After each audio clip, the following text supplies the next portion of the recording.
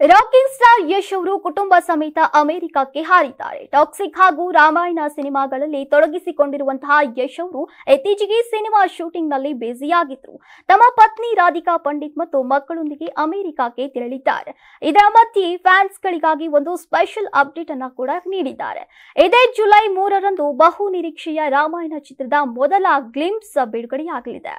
KGF 2 ನಂತರ ಯಶ್ ಹೆಚ್ಚು ಕಾಲ ಮೌನವಾಗಿದ್ರು. ಆದ್ರೆ ಅದು ವಿಶ್ರಾಂತಿಗಾಗಿ ಅಲ್ಲ, ಬದಲಾಗಿ ಟಾಕ್ಸಿಕ್ ಹಾಗೂ ರಾಮಾಯಣ ಸಿನಿಮಾಗಳ ಶೂಟಿಂಗ್ ನಲ್ಲಿ ಬ್ಯುಸಿಯಾಗಿದ್ರು.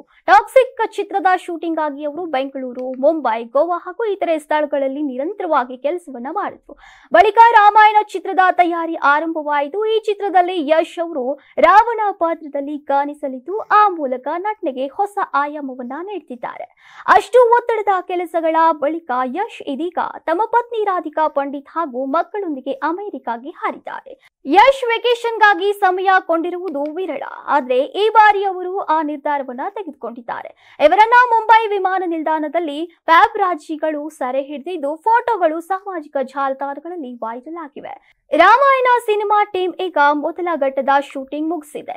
ಯಶ್ ಅವರ ರಾವಣ ಪಾತ್ರ ಈ ಚಿತ್ರದಲ್ಲಿ ಕೇಂದ್ರ ಬಿಂದುವಾಗಿದ್ದು, ಅದರ ಮೊದಲ ಗ್ಲಿಂಪ್ಸ್ ಜುಲೈ 3ರಂದು ಬಿಡುಗಡೆ ಆಗಲಿದ್ದು, ಇದಕ್ಕಾಗಿ ಫ್ಯಾನ್ಸ್ ಕಾದಿದ್ದಾರೆ.